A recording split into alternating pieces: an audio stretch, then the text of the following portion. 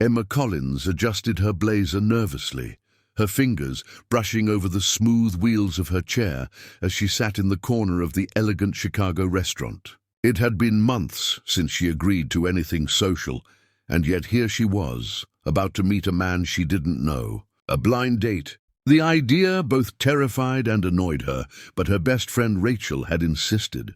"You need to live again, Em. Stop hiding behind your office and your wheelchair," she had said. Emma sighed, wondering if this night would be another painful reminder of her reality.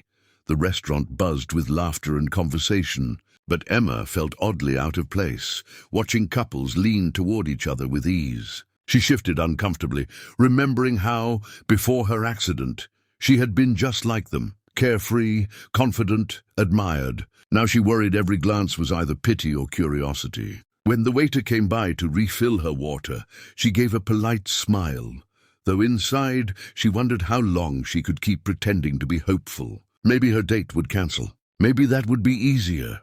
Across town, Jack Miller finished scrubbing the grease from his hands, though no amount of soap could fully erase the faint stains of his trade. A 35-year-old auto mechanic, he wasn't used to polished restaurants or expensive menus. But his sister Megan had set him up on this blind date, claiming the woman he would meet wasn't like anyone else. Jack had laughed nervously when Megan described her as successful, sophisticated, and beautiful. He wasn't sure what a woman like that would see in someone like him.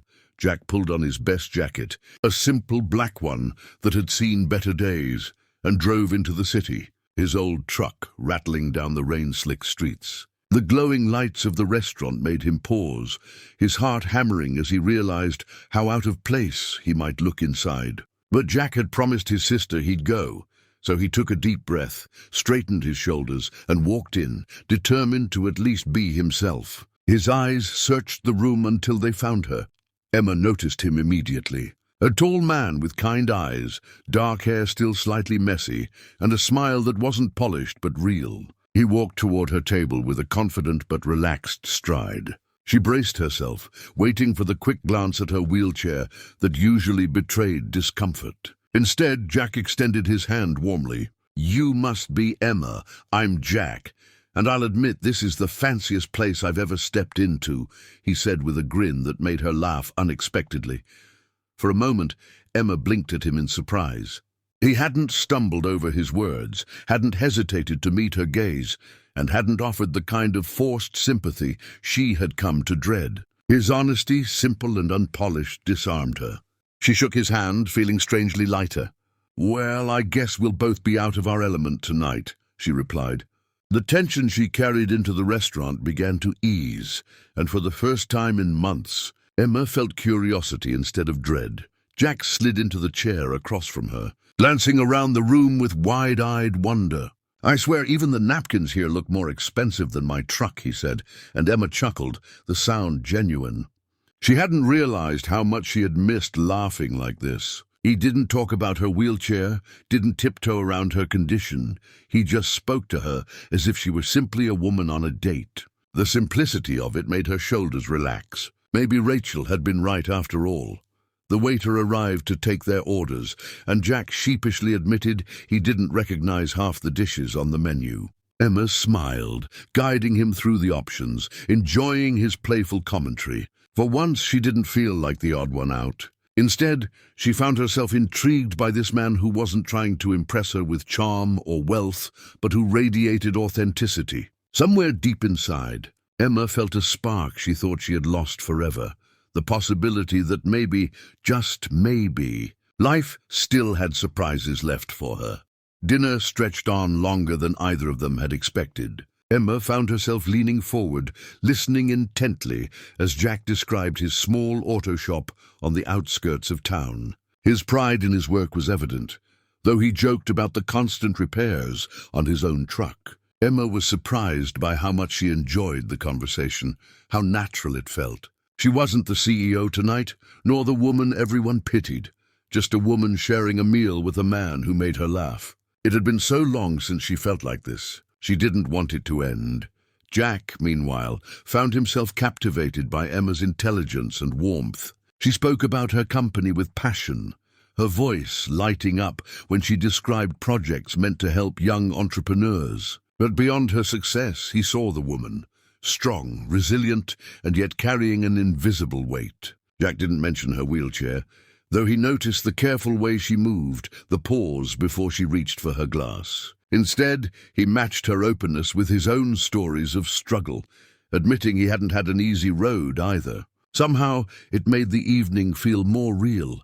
When dessert arrived, Emma hesitated before ordering, an old insecurity creeping in. She had trained herself to decline, afraid of judgment, of appearing vulnerable. But Jack looked at her with such ease that she surprised herself by saying yes to a slice of chocolate cake. He grinned approvingly and ordered one for himself. "Best part of the night," he declared, making her laugh again.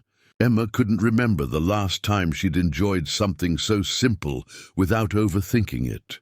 She let herself taste the sweetness, savoring not just the food, but the moment itself. After dinner, Jack offered to walk her out.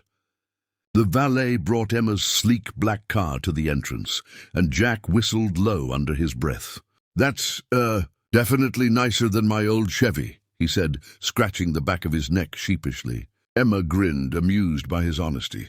For once, she didn't feel self-conscious about her wealth. Instead, she admired how Jack treated her the same regardless of it. He didn't look at her with envy or intimidation, just good-natured humor. She found herself wanting to prolong the night. The rain had begun to drizzle softly outside, the city lights reflecting off the wet pavement. Jack opened the door for her, steadying the chair as she slid into the driver's seat with practiced grace. Their hands brushed briefly, and Emma felt a warmth run through her. She caught his eyes lingering for a moment longer, as though he wanted to say something but held back. Jack finally cleared his throat, offering a small smile. "Thanks for tonight, Emma. I didn't think I'd fit in here, but you made it. Easy." His voice carried sincerity that touched her deeply. Emma hesitated before replying, her fingers gripping the steering wheel lightly. She wanted to tell him how much he had surprised her, how he had reminded her of who she once was. Instead, she settled for, "You made me laugh again. That means more than you realize." Jack's smile widened, and for a brief second, the noise of the city faded, leaving only the connection between them. It was fragile yet undeniable, a spark neither of them had expected from a blind date. Emma found herself reluctant to drive away. "Maybe," Jack began, shifting his weight awkwardly, "maybe we could do this again. Nothing fancy, maybe just coffee, or a burger joint where I actually know the menu." Emma laughed softly, her chest tightening at the simple sincerity in his request. She nodded, surprising herself with how quickly the answer came. "I'd like that." Jack's relief was visible, his shoulders relaxing as though a burden had lifted. For the first time in years, Emma realized she was looking forward to tomorrow, not dreading it. The thought filled her with quiet hope. As Emma pulled out into the rain-slicked streets, she caught sight of Jack in her rearview mirror, standing beneath the awning, watching her car disappear. He raised a hand in a wave, his figure fading into the city lights. A smile tugged at her lips as she drove away, her heart lighter than it had been in years. She didn't know what the future held, but for the first time since her accident, she felt alive again. A mechanic and a paralyzed CEO, two lives that never should have crossed, yet somehow tonight they had. And that changed everything.